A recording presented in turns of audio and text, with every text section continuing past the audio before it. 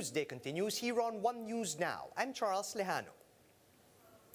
The Bongbong Sara tandem will be in Laguna today to meet with some local officials and various sectors. But before that, they will first hold a caravan from San Pablo to Calamba. To give us details, we have Dale De Vera now reporting to us live from San Pablo in Laguna. Dale, good morning. Could you tell us how the caravan is going so far? Are you seeing a lot of red and green supporters there now? Hi Charles, yes, there is now a big number of red and green supporters here in San Pablo City where the caravan here in Laguna will start. As you can see behind me is the head of the caravan, which will start in a few minutes now.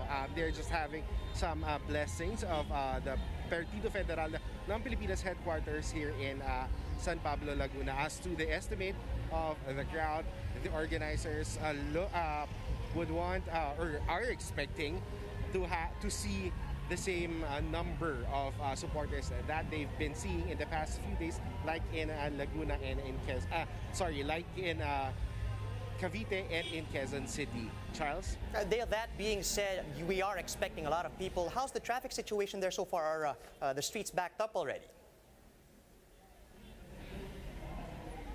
Yes, as early as actually before 8 a.m., there's a bit of build-up in both north and southbound lanes of the Pan-Philippine Highway. But it's actually moderate at this moment. But we're expecting to see a heavier traffic once the motorcade has started. Charles? Right, we're seeing from the photos here, from the images, lots of people there already. Do we know where the tandem is set to go afterwards? Yes, Charles. From San Pablo, they will go straight to Calamba City, where they will have a mini meet and greet with their supporters there in front of the Calamba City Hall. Charles? Right, Dale, aside from that, what are some of the other scheduled events that we know for the tandem for the rest of the day? Yes, aside from Calamba, they will also be having a meet and greet in Cabuyao and in San Pedro, considering that Laguna is the fourth most vote-rich province in the country. And tomorrow they will be in Rizal to complete the Calabarzon leg, which is actually the biggest vote-rich or the most vote-rich region in the country. Charles? Thanks for that, and stay safe, Dale. That was Dale De Vera reporting live from San Pablo, Laguna. Let's find out where other candidates are headed today. Senator Ping Lacson is off to vote-rich Cebu, where he is expected to grace the inauguration of the headquarters of his running mate, Senate President Tito Sotto. Afterwards, the tandem will head for the city of Naga to have lunch with local officials and for an online kumustahan with local residents. Meanwhile, Vice President Leni Robredo will hold a press con later this morning at the Quezon City Reception House. Robredo is expected to discuss her plan for job creation and livelihood for Filipinos. As the country recovers from the pandemic, the Health Department predicts COVID-19 will become an endemic in the country by next year. But some health experts are warning against complacency. JC Cosico with the report.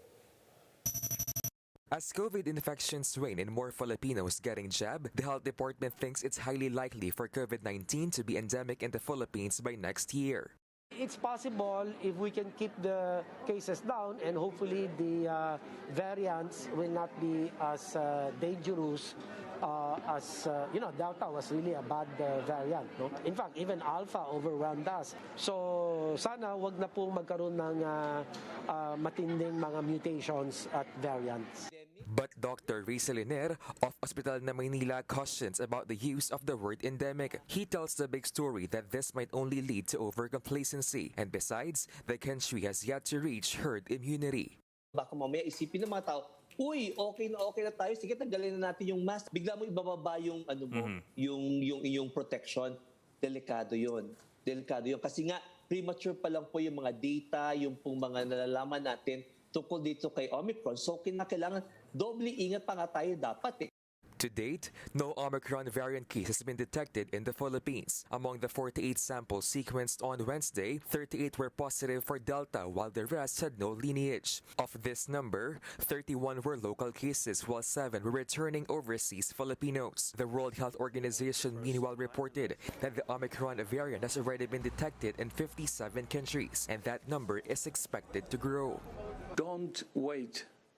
Act now. Its global spread and large number of mutations suggests it could have a major impact on the course of the pandemic. For now, governments were told to reassess their COVID-19 responses and speed up inoculation to combat Omicron. Any complacency now will cost lives. Many of those who don't die could be left battling long COVID or post-COVID condition, a disease with debilitating, lingering symptoms that we're only beginning to understand. For News 5, JC Cosico, we are One News. Vaccine expert panel head Nina Gloriani says the government is now evaluating 3 applications for pediatric administration of COVID-19 shots. Speaking to the chiefs, Gloriani said the evaluation might take up to 2 weeks, and the panel may come up with a recommendation for vaccination of children aged 11 and below by January. We have 3 applications that are ongoing now. We're evaluating 3. So one is Pfizer for the 5 to 11-year-old age group. The other one is Sinovac for 3 to 17. And the other one is Covaxin for 12 to 17. So lahat sila ay under evaluation. Gloriani also warns the public not to purchase and self-administer antigen test kits. She said these tests must be done by a professional to ensure that the test is properly done. I'm not really sure if FDA is allowing self-administration of antigen tests. So right now, but maybe the antigen test will be cheaper, no? Pero it has to be done by somebody who knows to administer it.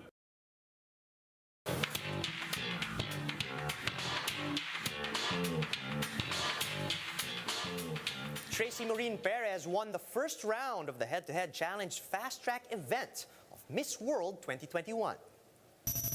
The head-to-head challenge tests the candidates about their knowledge of the world and their advocacies.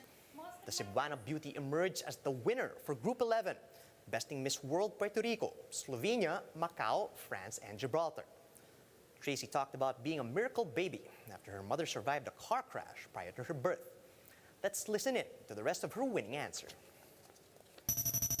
The catch was, she was told that she would only live up until 30 years old and that it would be impossible for her to get pregnant and to bear a child.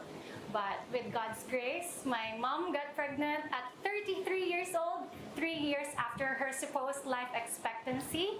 And I was also a premature baby. I was only 6 months, and luckily my lungs were already fully developed, and that is how I was able to survive. So basically, my life is just a living proof that miracles do happen, and I am here to commit myself to help people see the little miracles in their lives too, because if we learn to look closely, we would understand that life is beautiful. Despite all the challenges, we can move forward and we can have a bright tomorrow. Time now for a quick look at some of today's headlines. Petitioners against the anti-terror law expressed disappointment after the Supreme Court only declared 2 of its provisions unconstitutional. COVID-19 prevention, Tokyo Olympics, and Squid Game are among the top Google searches in the country for 2021. But worldwide, SB19 joins the likes of BTS and Olivia Rodrigo as the top searches for globally trending songs. And PBA action continues at the Inaris Center in Pasig. Northport and NLEX will square off at 3 p.m. while San Miguel will be playing against Alaska at 6 p.m. And those are the top stories at this hour. Join us again later at 10:45 a.m. as we continue to monitor the day's biggest stories. You can also catch One News on Signal Play. Just register for a free account at www.signalplay.com so you can stream One News live anytime and anywhere. I'm Charles Lejano. Mask on, wash hands, and stay safe, Philippines. We are One News.